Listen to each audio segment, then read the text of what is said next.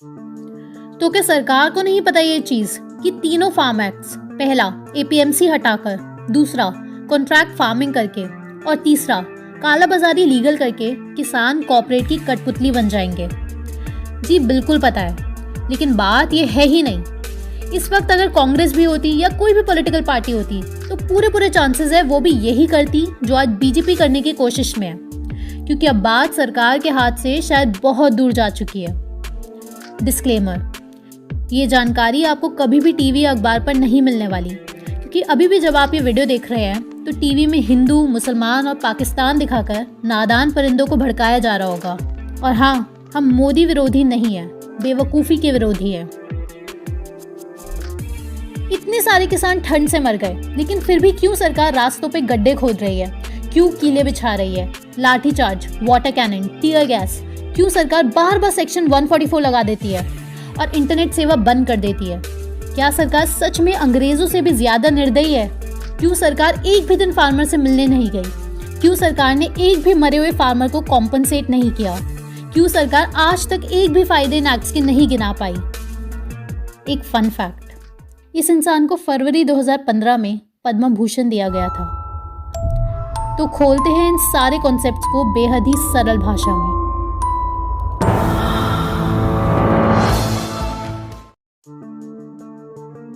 नवंबर 2016, black ने नीति आयोग में lecture दिया और बढ़ चढ़कर जेनेटिकली मॉडिफाइड क्रॉप्स की तारीफ की और प्राइवेट सेक्टर को एग्रीकल्चर में पुश देने की बात करी।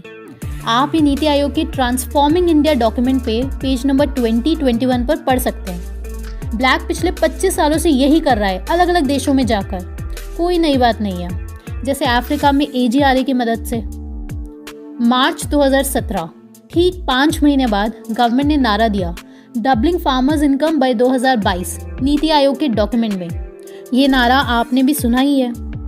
अप्रैल 2017, नेक्स्ट मंथ ही सरकार मॉडल APML एक्ट ले आई, जिसमें साफ APMC मंडी की मोनोपोली हटाने की बात की गई और प्राइवेट कंपनीज को एग्रीकल्चर मार्केट में लाने पर फोकस किया गया। एग्जैक्टली सेम जो ब्लैक ने 5 महीने पहले नवंबर 2016 में अपने नीति आयोग के लेक्चर में कहने की कोशिश की। हो सकता है कोइंसिडेंस हो, है ना? क्योंकि फार्मर इनकम इंक्रीज हो, इससे बढ़िया और क्या हो सकता है? APML एक्ट सिंपल से आप ये समझिए कि ये सोर्स है सितंबर 2020 में आए 3 फार्म लॉज का, जिसके खिलाफ प्रोटेस्ट चल रही है। जनवरी 2018, यहाँ से गाड़ी बिगड़ने लग गई। इलेक्टोरल बॉन्ड स्कीम आ गई। इसमें यह है कि प्राइवेट कंपनीज हो या कोई भी हो, देशी कंपनी हो या विदेशी कंपनी हो, सरकार को इलेक्शंस के वक्त कितना चंदा देती है, यानी घूस देती है, वो पता ही नहीं चल सकता। Total anonymity. तो अंबानी कितना चंदा देगा किसी भी सरकार को, ये जाना ही नहीं जा सकता। नाम याद कर लीजिए, इलेक्टोरल बॉन्ड स्कीम।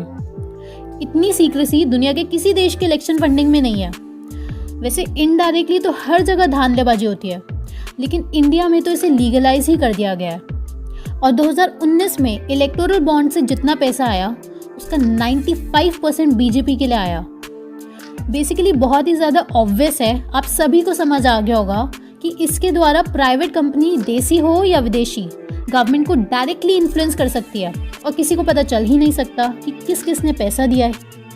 इनफैक्ट मार्च 2019 में खुद हमारे देश के इलेक्शन कमीशन ने सुप्रीम कोर्ट में एफिडेविट फाइल कर दिया मोदी केस इलेक्टोरल बॉन्ड के खिलाफ, और 3 साल बीत चुके हैं। ये केस अभी भी सुप्रीम कोर्ट में लटका हुआ है और ये बहुत ज़्यादा बड़ी गड़बड़ है। ये हर इंसान जानता है, चाहे बीजेपी सपोर्टर हो या कांग्रेस सपोर्टर।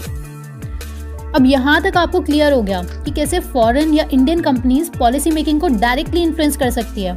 ठीक, अब अक्टूबर 2019 में CJIR नाम की एक ऑर्गेनाइजेशन ने हैदराबाद में इंस्पायर चैलेंज ऑर्गेनाइज करवाया, जिसका मकसद था बिग डेटा इन एग्रीकल्चर के लिए एप्स डिज़ाइन करना, ताकि खेती से जुड़ा हुआ बिग डेटा और मशीन लर्निंग वाली एप्स मार्केट में उतरे और खेती का सारा डेटा कॉर्पोरेट्स तक पहुंच सके। सिंपल से ऐसे समझे कि कॉर्पोरेट्स डिसाइड कर सके एग्रीकल्चर इनपुट्स जैसे कि फर्टिलाइजर्स, पेस्टिसाइड्स एक्सेट्रा, इन सब की मात्रा कितनी हो, फसल बोना या काटना कब है, इन सब चीज़ों की टाइमिंग को अपने ऑफिस से बैठे बैठे। इनफैक्ट फिर किसी वीडियो में आपको फार्मिंग विदाउट फार्मर्स के बारे में बताएंगे कि कैसे जॉन डीरी कंपनी इक्विपमेंट्स रेडी कर चुकी है बिना किसानों के खेती करने के लिए। ये आप खुद पढ़ सकते हैं। जॉन डीरी कंपनी और ब्लू रिवर टेक्नोलॉजी के बारे में। और हाँ, इनका सबसे बड़ा इन्वेस्टर भी ब्लैक ही है। ज़रूर पढ़िएगा फार्मिंग विदाउट फार्मर, जॉन डीरी और ब्लू रिवर टेक्नोलॉजी। तो बहरहाल सबसे अच्छी ऐप जो बनाएगा उसको $5 लाख दिए जाएंगे CGIAR के द्वारा। ठीक, या कि CGIAR यानी कंसल्टिव ग्रुप ऑन इंटरनेशनल एग्रीकल्चर है क्या चीज़? ध्यान से सुनना, क्योंकि ये वही ऑर्गेनाइजेशन है जिसकी वजह से ये सारा गेम बिलियनर्स चला पा रहे हैं और एग्रीकल्चर मार्केट को कंट्रोल कर पा रहे हैं। दोस्तों, ये दुनिया की सबसे बड़ी एग्रीकल्चर रिसर्च नेटवर्क है और ये लगभग हर देश की गवर्नमेंट से टाई अप करके उनके देशों की क्रॉप्स का जर्म प्लास्ट लेता है, यानी कि सीड्स का जेनेटिक डेटा लेता है ताकि GM सीड्स बन सके। समझ गए क्या काम है इसका? देशों से सीड्स का जर्म प्लास्ट लेना। और भी बहुत काम है, लेकिन आपको कन्फ्यूजन हो जाएगा, सब एक साथ बता दिया तो सिंपल। और साथ ही ये CGIAR कंट्रोल करता है दुनिया का सबसे बड़ा global seed bank, Svalbard seed vault. ध्यान दीजिएगा, ये सीड बैंक एक ऐसा बैंक है जहां दुनिया भर के लगभग सारे सीड्स की वैरायटी का भंडार है। अगर कोई बहुत ही बड़ा संकट आ गया पृथ्वी पर, तो यहाँ से सीड्स निकालकर दोबारा से पूरी दुनिया में एग्रीकल्चर शुरू किया जा सकता है। सुनने में बढ़िया लगता है ना? और इस CGIAR में सबसे बड़ा इन्वेस्टमेंट किसका होगा बताओ? आप में से जो हमारे पहले से दोस्त हैं उनको तो पता ही है, ब्लैक है सबसे बड़ा इन्वेस्टर। आप ये CGIAR के फंडर्स का बार ग्राफ देखिए, कितना ज़्यादा इन्वेस्टमेंट है ब्लैक का और पूरा कंट्रोल है ब्लैक का। ठीक, तो इतना आप समझ गए कि ब्लैक ने इंस्पायर चैलेंज ऑर्गेनाइज करवाया इंडिया में CGIAR की मदद से, ताकि बिग डेटा ऐप बन सके फार्मिंग को कॉर्पोरेट से जोड़ने के लिए। यानी कि ब्लैक तैयारी करने लगा है एग्रीकल्चर मार्केट को कंट्रोल करने की, और सीड बैंक भी उसके अंडर है। इतना तो समझ गए। लेकिन वो ऐसा क्यों करेगा? उसको क्या मतलब है एग्रीकल्चर से? जी नहीं, ब्लैक को एग्रीकल्चर से ही मतलब है। इसका पूरा काला छट्टा हम अपनी अगली वीडियो में बताएंगे। तो अब क्या, CGIAR के इंस्पायर चैलेंज के ठीक 4 महीने बाद फरवरी 2020 में, जब तक ये ऐप्स तैयार हुई, अंबानी ने लॉन्च कर दी जियो कृषि ऐप। नाम से आप समझ गए होंगे कि क्या है। हो सकता है कोइंसिडेंस हो कि ब्लैक भी प्रमोट कर रहा है प्राइवेट एग्रीकल्चर ऐप्स को, और अचानक अंबानी ने भी ऐप लॉन्च कर दी। अब ऐप तो खोल दी, तो पैसा भी तो चाहिए अंबानी को इंडियन फार्मिंग सेक्टर में इन्वेस्ट करने के लिए। तो फिर हाजिर है पैसा। अप्रैल 2020, ऐप बनाने के सिर्फ 2 महीने के अंदर ही फेसबुक ने जियो के 9.99% शेयर्स खरीदे और अंबानी को दिए 43,000 करोड़ रुपए। और ऐसा और भी 11 कंपनीज ने रिलायंस जियो में इन्वेस्ट किया और 25% शेयर्स खरीद लिए, जिससे कुल मिलाकर अंबानी के पास आ गया 1.18 लाख करोड़ रुपीस। ये बहुत ज़्यादा बड़ा अमाउंट है। ये इतना ज़्यादा है कि जितना इंडिया में साल 2019 के इलेक्शंस का पूरा खर्चा था, उसका भी डबल होता है 1.18 लाख करोड़ रुपीस। और इंडिया का इलेक्शन वर्ल्ड का आज तक का कहीं भी हुआ हो सबसे महंगा इलेक्शन था। इतना ज़्यादा पैसा आने के ठीक 4 महीने बाद अगस्त 2020 में अंबानी ने फ्यूचर ग्रुप खरीद लिया 24,000 करोड़ रुपए में। अब क्यों खरीदा फ्यूचर ग्रुप? क्योंकि फ्यूचर ग्रुप इंडिया का सेकंड लार्जेस्ट रिटेल स्टोर्स की चेन है, यानी सेकंड नंबर पे सबसे ज़्यादा स्टोर्स है फ्यूचर ग्रुप के। इजी डे, बिग बाजार, ब्रांड फैक्ट्री, ये सब फ्यूचर ग्रुप के ही है। अब रैंक 1 रिटेल स्टोर और रैंक 2 रिटेल स्टोर्स अंबानी के पास आ चुके हैं, यानी पूरी इंडिया में अंबानी का ज़बरदस्त नेटवर्क बन चुका है। अंबानी का पहले से ही जियो मार्ट, रिलायंस फ्रेश है, जहां फल, सब्जियां, गेहूं, चावल एटसेट्रा बिकता है। अब बिग बाजार, इजी डे, ये सब भी उसी का हो गया, और साथ ही ऐड हो जाएगा फ्यूचर ग्रुप के बहुत सारे और भी आउटलेट्स।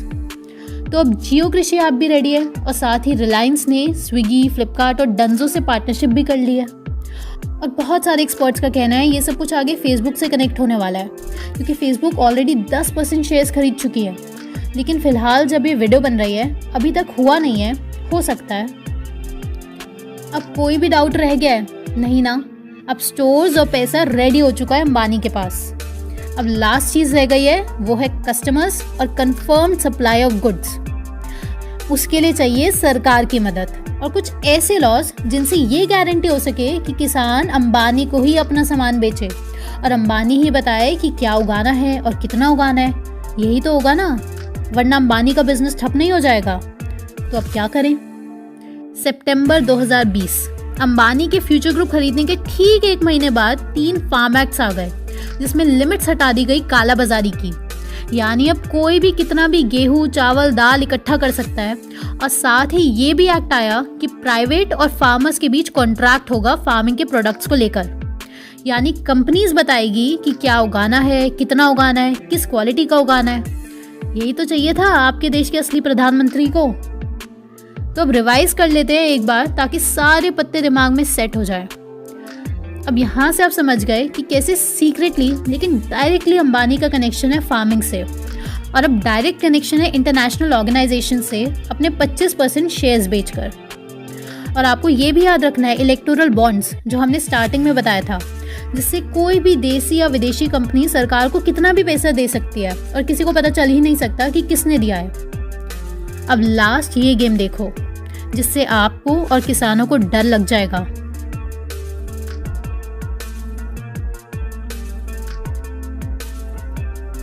नवंबर 2020 अंबानी ने इन्वेस्ट किए $50 मिलियन ब्रेक थ्रू एनर्जी नाम की कंपनी में।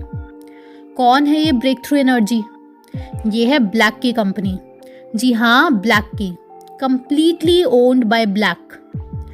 ठीक, अब जब अंबानी जी ब्लैक पे आ गए तो हमारा तो फेवरेट है ही ये आदमी, तो हम कैसे छोड़ें इसको। अब ब्लैक पूरी दुनिया में एग्रीकल्चर को कितना ज़्यादा कंट्रोल करता है, इसका आपको शायद 1% भी अंदाज़ा नहीं है। नेक्स्ट वीडियो में इसके बारे में जानेंगे कि इंडिया में तो अंबानी आ रहा है एग्रीकल्चर में, लेकिन अंबानी के ऊपर कौन है एग्रीकल्चर में, यानी कि वर्ल्ड में कौन है कंट्रोलर। बस 2 चीज़ें बता देते हैं आपको कि यूएसए में सबसे ज़्यादा फार्मलैंड जिसके पास है वो है ब्लैक। और दूसरा, क्या आपने कभी फार्मिंग विदाउट फार्मर्स के बारे में सुना है? किसानों के बिना की गई खेती, क्योंकि ऑलरेडी टेक्नोलॉजी आ चुकी है कि किसानों की ज़रूरत नहीं है अब खेती के लिए। शौक लगा ना? ये सब नेक्स्ट वीडियो में।